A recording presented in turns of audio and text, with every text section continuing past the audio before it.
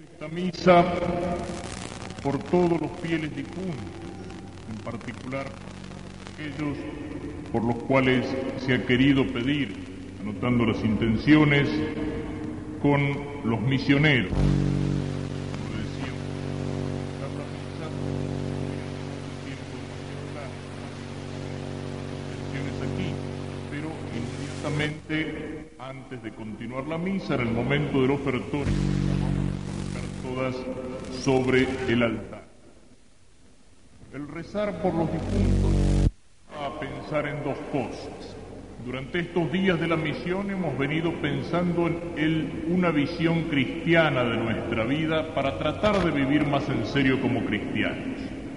Tenemos que también que pensar en una visión cristiana de la muerte y en nuestra relación con los difuntos. En primer lugar, pensemos en la realidad. Jesús habla de esto en el Evangelio con una parábola, con una comparación. Dice que había un hombre que se había hecho rico porque le había ido muy bien con una cosecha. En fin, esas son cosas que pasaban en los tiempos de Cristo, ¿no es cierto? Actualmente resulta difícil hacerse rico con una cosecha. Para hacerse rico hay que ser especulador, intermediario, financista, en fin, por cualquier camino menos por el camino del trabajo. Pero bueno, parece que en aquel tiempo la cosa andaba mejor y este hombre había tenido una cosecha muy buena y estaba lleno de plata, y entonces estaba pensando y haciendo planes para el futuro. Y decía, voy a agrandar los graneros, voy a hacer unos galpones más grandes, y entonces podré vivir tranquilo y darme la buena vida por muchos años. Y entonces escucha una voz que le dice, necio, esta noche misma te van a pedir el alma. No nos gusta a veces pensar en estas cosas. Hay una ceremonia en la liturgia de la Iglesia con la cual se empieza el tiempo de la Cuaresma, el tiempo de penitencia y de conversión que nos prepara para vivir en la Semana Santa la muerte y la resurrección de Cristo. Y esa ceremonia se realiza el miércoles de ceniza. El miércoles de ceniza es el día en que ha terminado, o el día en que debería terminar, el carnaval. Y en ese día uno viene a la iglesia, se acerca en procesión como para comulgar al altar, y el sacerdote le hace una cruz con ceniza en la frente y le dice, acuérdate de que vienes del polvo, de que has sido hecho por Dios del polvo de la tierra y que un día te vas a convertir en polvo. Venimos de la tierra y volvemos a la tierra. Y al hombre de hoy no le gusta que le digan eso. No le gusta que le hagan acordar de la muerte. Sale del carnaval, es decir, de la farra, de la diversión, de la vida alegre, y entonces viene a la iglesia y le hace una cruz en la frente y le dice, acordate que te tenés que morir. Y entonces dice, la iglesia es triste, la religión es una cosa amarga. ¿Para qué nos hace pensar en eso? ¿Para qué amargarnos la vida? Claro, preferiríamos que la vida fuera un puro carnaval. Preferiríamos vivir para divertirnos, preferiríamos vivir disfrazados, mostrando no la cara sino la facha, la careta. Preferiríamos que la vida fuera un baile, una diversión, que no hubiera responsabilidad, que fuera un carnaval continuado. Y entonces cuando la iglesia nos hace pensar en la muerte, nos rechazamos, nos amargamos, decimos, mire, verdaderamente, el otro día lo decía acá, si uno va andando en un auto por un camino de cornisa en la cordillera y ve un cartel que dice cuidado, precipicio a 1000 metros, camino sinuoso, subida o bajada pronunciada, ¿para qué nos ponen ese cartel? ¿Para asustarnos? ¿Para amargarnos la vida? Ciertamente que no. El cartel lo ponen ¿para qué? Para que estemos prevenidos en esa bajada difícil o para que no nos caigamos en el precipicio. Y bueno, eso es lo que la Iglesia hace cuando nos habla del tema de la muerte. No lo hace para asustarnos, no lo hace para amargarnos la vida, sino que lo hace para que pensemos en una realidad muy seria. muy seria. Todos sabemos que un día nos tenemos que morir. Más tiempo, menos tiempo, pero todos sabemos que un día tendremos que pasar por la muerte. Y sin embargo no nos gusta pensar en eso. No nos gusta pensar en el día de la muerte, ni nos gusta pensar en la muerte. Vivimos como si fuéramos a vivir para siempre. Y cuando a alguno por ahí se le ocurre pensar en la muerte, la piensa de qué manera.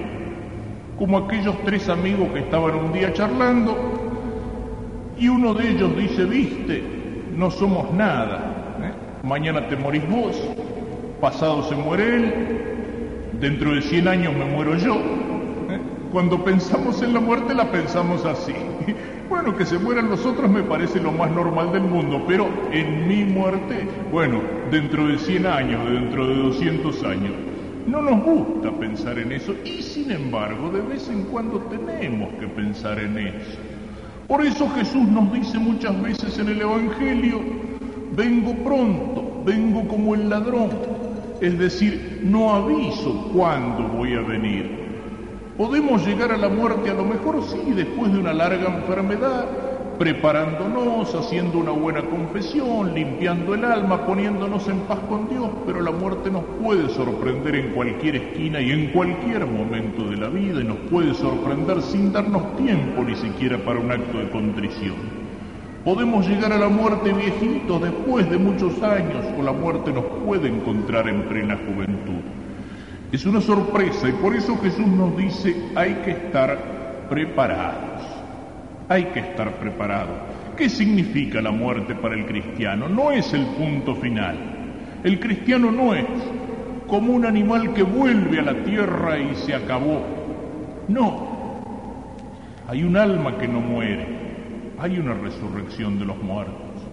Y esto es algo en lo cual tenemos que pensar precisamente cuando recordamos a nuestros queridos difuntos. La muerte no es una separación definitiva. La muerte no es un punto final. El prefacio de la misa de difuntos dice, la vida no termina, sino que se transforma para empezar otra nueva vida. Cuando la Iglesia le dice a aquel que siente el dolor de haber perdido una persona querida, un abuelito, unos padres, una madre, un hermano, un esposo, una esposa, un hijo, cuando la Iglesia le dice al que siente ese dolor, porque sentimos el dolor de la separación, pero la Iglesia nos dice hay un alma que no muere, y nos dice hay una resurrección al final de los tiempos. Vamos a volvernos a encontrar. Eso no es una mentirita piadosa, eso no es un consuelo falso. No es una mentirita piadosa como esa que le podemos decir a un enfermo para animarlo, te encuentro mejor, se te ve bien. No, es una verdad de nuestra fe cristiana y católica. Y es una verdad que está confirmada por la resurrección de Cristo. Cristo murió por nosotros en la cruz, pero Cristo en la resurrección venció a la muerte. Cristo es Señor de la vida y es Señor de la muerte. En el hombre hay un alma inmortal, un alma que es espíritu, un alma que no se pudre, que no vuelve a la tierra, que no vuelve al polvo. E incluso nuestro cuerpo está llamado un día para ser resucitado, para ser transformado. Si estamos unidos a Cristo aquí en la vida, estaremos también unidos a Cristo en la muerte y también estaremos unidos a Cristo en la resurrección. Ese es el sentido cristiano de la muerte. Para el pagano, para el que no cree que hay un alma inmortal, un alma espiritual, para el que piensa que con la muerte todo se termina, todo se acaba, para el que piensa que el hombre es como un animal, para ese la muerte es motivo de angustia, de miedo, de desesperación. En cambio, para el cristiano que mira la realidad de la muerte con los ojos de la fe, la muerte es un momento de esperanza. El cristiano que vive como cristiano, que vive como hijo de Dios, que trata de vivir en paz con Dios, con el alma en gracia, y que si ha pecado es capaz de arrepentirse y de pedir el perdón y de confesar sus pecados. Aquel que vive en paz con Dios y con el prójimo por el amor de Dios, ese no tiene que tener miedo a la muerte, ese tiene que mirar la muerte con serenidad. ¿Por qué? porque sabe que la muerte para él, ¿qué es un encuentro con Cristo. Es cierto, es un encuentro con Cristo como juez, y Cristo nos va a pedir cuentas de cómo hemos vivido aquí en la tierra, de cómo hemos usado todos los dones y todas las cualidades que Dios nos dio aquí en la tierra. Pero ¿quién puede tener miedo de un juez si uno sabe que ese juez es bueno y es sabio y es misericordioso? El delincuente, el que no tiene la conciencia tranquila, el que no tiene la conciencia en paz, el que vive con el alma manchada por el pecado, ese es el que tiene que tener miedo de la muerte. Para el que vive con la conciencia en paz, con el alma en gracia, con el alma sin pecado, la muerte es el encuentro con Jesús que nos abre las puertas del cielo. Esta tiene que ser la visión del cristiano. Porque a veces nos llamamos cristianos, pero vivimos y pensamos como si fuéramos paganos, como si Dios no existiera, como si la muerte fuera un punto final. En cambio, si miramos la vida iluminada con las palabras del Evangelio, ni siquiera la muerte, con todo lo que puede tener de doloroso, de separación, de ruptura, ni siquiera la muerte nos puede llevar al temor, al miedo, a la angustia, a la desesperación, porque sabemos que nos abre las puertas de una vida mejor. A lo que sí tiene que tenerle miedo el cristiano no es entonces a la muerte, es al pecado, es a que la muerte no nos agarre preparado, a que la muerte nos encuentre en cualquier momento con el alma manchada por el pecado, porque entonces sí, eso es la muerte, lo que llama el Apocalipsis la muerte segunda, y eso es peor que la muerte, eso es la separación de Dios para siempre, eso es la condenación, eso es el infierno. A eso es a lo que le tenemos que tener miedo, no a la muerte, al pecado, a que el momento de la muerte no nos encuentre preparados. Por eso Jesús nos llama a estar alerta, a la vigilancia, porque puede llamarnos en cualquier momento, y el cristiano, el católico que quiere vivir como católico, tiene que tener siempre el alma en paz con Dios, y entonces tiene las valijas, tiene el equipaje preparado para partir en cualquier momento. Puede presentarse delante del juicio de Dios con la conciencia tranquila. Qué importante que es eso. Dios nos ha dado una vida aquí en la tierra y nos ha dado una libertad para que usemos esa libertad para el bien y para que podamos ganarnos el cielo. Pero nosotros la podemos usar mal, despreciar a Dios, los mandamientos de Dios, las enseñanzas de Cristo, despreciar el Evangelio, usar mal la libertad, pecar, condenarnos. Y Dios al final del camino nos espera y nos va a pedir cuentas. ¿Y qué es lo que importa en ese momento? ¿Qué es lo que pesa en la balanza en el momento del juicio cuando tengamos que presentarnos delante de Dios? No son muchas de esas cosas que tanto le importan a los hombres aquí en la tierra. Lo que pesa en la balanza en el día del juicio no son, por ejemplo, las riquezas. De nada nos sirve en el momento de la muerte haber amontonado riquezas aquí en la tierra, tener una cuenta grandota en el banco, o tener muchas fincas o muchas hectáreas de campo, o muchas casas. Todo eso no nos sirve para nada. Llegamos al mundo desnudos y del mundo nos vamos desnudos, y todo lo que hayamos juntado aquí en la tierra, eso no pesa para nada en la balanza del juicio. Dios no nos va a preguntar cuánta plata tenemos, sino cómo hemos usado lo que teníamos, poco o mucho. Delante de Dios no vale la fama, ni el apellido, ni el puesto, ni los aplausos de los hombres. Delante de Dios no valen las cuñas ni las coimas. Aquí en la tierra sirven las cuñas y sirven las coimas. Aquí en la tierra sirve una recomendación. Es muy importante ser amigo de algún personaje que conoce a uno que tiene un cargo y que me puede conseguir el puestito o que me puede acelerar el trámite. Delante de Dios no vale ni siquiera eso. Algunos parecería que a veces lo piensan así. No, ni siquiera vale la cuña del cura o del obispo, ¿no? Porque algunos, no, yo a la iglesia no voy, pero yo con el cura era muy amigo, de vez en cuando venía a casa, tomábamos una copa y nos jugábamos un partido de truco fabuloso. Eso no se lo vas a contar a Dios en el día del juicio. No hay cuñas, no hay recomendaciones. Eso no sirve para nada. Lo que sirve es tu conducta, es tu vida. Todo lo demás, en los platillos de la balanza en el día del juicio, no pesa para nada. ¿Y qué es lo que pesa en el platillo de la balanza en el momento del juicio? El bien que hemos hecho, la cantidad y sobre todo la calidad de nuestro amor por Dios y del amor al prójimo por el amor de Dios. Eso es lo que pesa en la balanza. Esa es la única riqueza que nos llevamos puestas, la de un alma en gracia y la de las buenas obras hechas en la gracia de Dios y en el amor de Dios. Esa es la única riqueza que importa para el momento de la muerte, para el momento del juicio, para poder mirar la muerte sin temor y el juicio sin temor y esperar la venida de Cristo con alegría. El bien que hemos hecho. Eso es lo que tiene importancia, eso es lo que vale. Y hay una cosa, miren, yo dije que en el momento del juicio, cuando nos presentemos delante de Dios para rendir cuentas, que no hay cuñas. Bueno, hay cuñas, pero ¿saben de quién son las cuñas? No de los personajes importantes. Las cuñas van a ser de todos aquellos a los cuales les hicimos bien. A lo mejor en el cielo, en el día del juicio, no me va a poder recomendar el señor ministro, me va a poder recomendar en cambio aquel mendigo que vino a la puerta de mi casa a pedir un pedazo de pan y que yo le tendí una mano.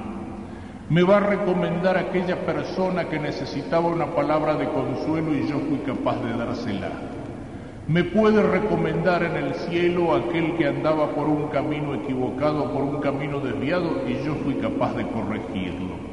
Todas aquellas personas a las cuales por ser hermanos nuestros, por ser hijos de Dios, con el amor de Dios nosotros les hemos dado una mano, para ayudarlos en sus necesidades del cuerpo o en sus necesidades del alma.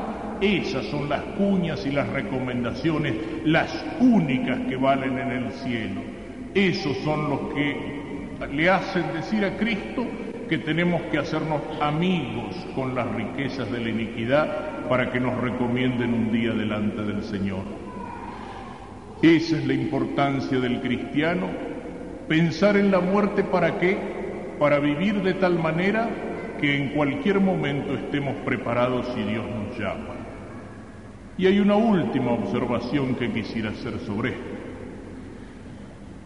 Existen los sacramentos que son como canales de riego por medio de los cuales llega la gracia de Dios para fertilizar el alma, la vida de la gracia, y existen sacramentos que nos acompañan en todos los momentos de la vida, desde la cuna hasta la tumba.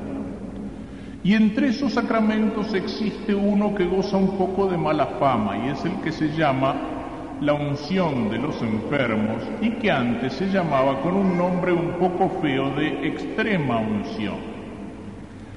Digo con un nombre un poco feo porque llamarlo extrema unción fue lo que hizo que mucha gente le tomara a este sacramento un miedo espantoso, porque decía extrema unción, es decir, ya en la punta de la vida. Entonces, ¿qué pasaba? Muchos empezaron a pensar, bueno, con este sacramento, cuando llega el cura, quiere decir que detrás del cura viene el de las pompas fúnebres. O sea, el cura es el que prepara la entrada para el de las pompas fúnebres y el que me despacha para el otro lado. Por eso el nombre de este sacramento se cambió, pero se cambió para darle el sentido verdadero que tiene. Lo que dice en la Escritura: si alguno está enfermo, que llame a los presbíteros, a los sacerdotes, y estos le impondrán las manos y los ungirán con el óleo, y la oración de la fe curará al enfermo, y si tiene pecados le serán perdonados. Es decir, es un sacramento que sirve para bien del cuerpo, si Dios así lo quiere, y para bien del alma, sobre todo porque perdona los pecados. Es un sacramento que para administrarlo hace falta que haya una enfermedad, pero no es necesario que una persona esté en las últimas, en la agonía, para administrar ese sacramento. Y si Dios quiere, cuando ese sacramento se administra a un enfermo, puede obrar el sacramento la salud del cuerpo. Y si no es esa la voluntad de Dios, obra la salud más importante, que es la salud del alma. Esto es importante saberlo, porque es importante perderle el miedo a este sacramento, que es la gracia de Dios para el momento en que el cristiano está enfermo y también para el momento en que el cristiano tiene que mirar a la muerte. Pero así como no hay que mirar a la muerte con temor, tampoco hay que mirar a este sacramento con miedo. No hay que tener miedo de llamar al sacerdote. Qué cosa terrible que es, y a veces pasa incluso en familias cristianas. No hay que llamar al cura para que no se asuste. Y esperan hasta el último momento, y hasta después del último momento, y cuando vienen a buscar el sacerdote ya es demasiado tarde. Vienen a buscarlo para que vaya a echar agua bendita sobre un cadáver. Antes tendrían que haberlo buscado. Miren, yo les puedo decir una cosa, y se la puede decir cualquier sacerdote al que le pregunten. Eso de que el enfermo se va a asustar son mentiras. Es el miedo de los familiares que a veces viven la hipocresía y el fingimiento de querer engañar a una persona cuando el que se encuentra en una enfermedad brava sabe que se encuentra grave. Y a veces hay un fingimiento por las dos partes donde los dos se están mintiendo y se están engañando. Y se preocupan de que venga el médico, de que lo atienda, de que esté cuidado, pero no se preocupan de lo más importante, que venga el médico del alma. Y cualquier sacerdote les puede decir que un enfermo, una vez que ha recibido al sacerdote, por más grave que esté, y que ha confesado sus pecados, y ha recibido la absolución del perdón de los pecados, y ha recibido el sacramento de los enfermos, en vez de asustado, queda con fuerza interior, queda con paz, queda con alegría. Le hace un bien inmenso, un bien enorme recibir el sacramento. Y esa es la reacción que el sacerdote encuentra en la inmensa mayoría, en todos o en casi todos los casos. Y si alguno se asusta un poco, y bueno, más vale que el susto uno se lo pegue de este lado y no que uno se pegue el susto del otro lado, porque el susto del otro lado no tiene remedio. Seamos claros en esto. Pensemos y miremos las cosas con ojos de cristianos y no con ojos de paganos. Y hay una última cosa que quisiera decir, ahora sí. Decíamos que vamos a pensar en el tema de la muerte, lo hemos hecho. Vamos a pensar también en la relación con nuestros difuntos. Cuando rezamos por los difuntos, ¿qué estamos haciendo? Estamos poniendo en práctica aquella verdad que afirmamos cuando rezamos el credo, que es el símbolo de nuestra fe. Creo en la comunión de los santos. ¿Qué significa la comunión de los santos?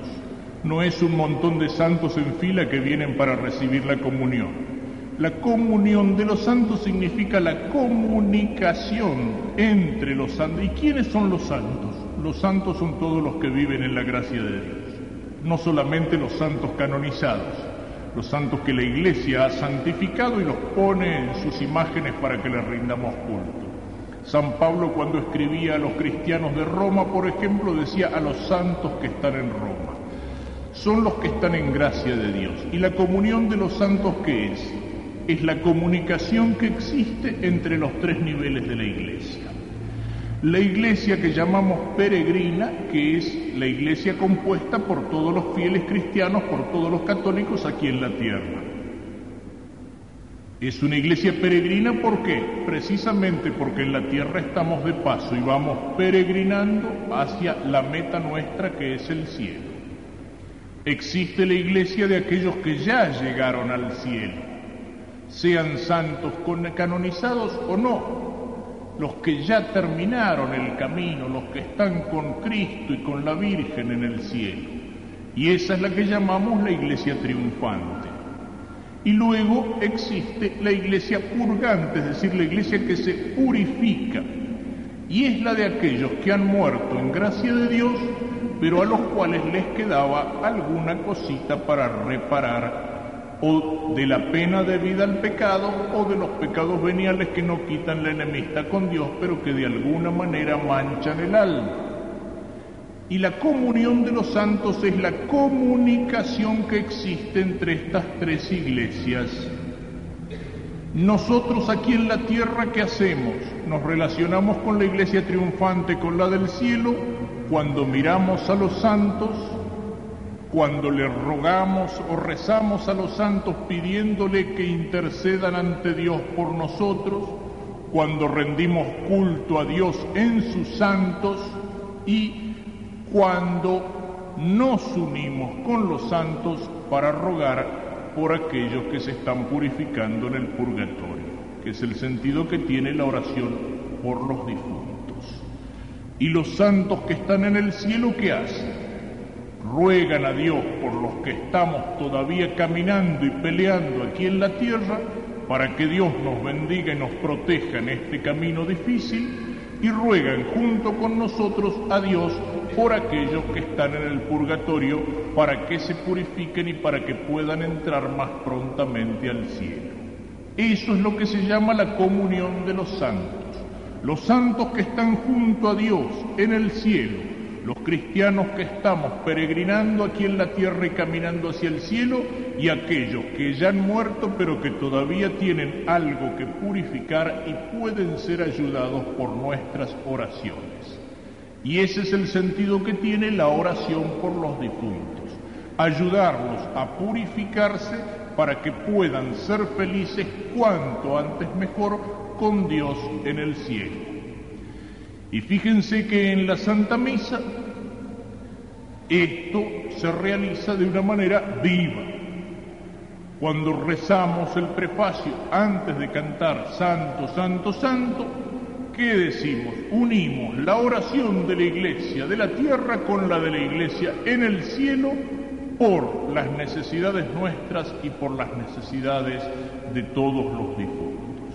Es decir, que toda la Iglesia está presente en esta misa, en la cual se ruega a Dios con los ángeles y santos por lo que necesitamos aquí en la tierra y por lo que necesitan aquellos hermanos nuestros del purgatorio. Pidámosle al Señor que nos ayude a pensar estas verdades, para que entonces, en el momento de la separación de una persona querida, sepamos, como consuelo que nos ofrece la fe, la verdad de nuestra fe, que esa separación no es definitiva. Pidámosle al Señor que nos ayude a pensar estas verdades para que podamos tomar más en serio nuestra vida cristiana y vivir con el alma limpia, en paz con Dios y con los hermanos, de manera que el Señor nos pueda llamar en cualquier momento. Pidámoselo ahora en la misa, pidámoselo sobre todo por la intercesión de aquella que en el cielo está más junto a Dios, junto a Cristo, la Virgen Santísima, a la cual cada vez que rezamos el Ave María y que repetimos como una letanía de Ave Marías en el Santo Rosario, le estamos diciendo: ruega por nosotros pecadores, ahora y en la hora de nuestra muerte, que así sea.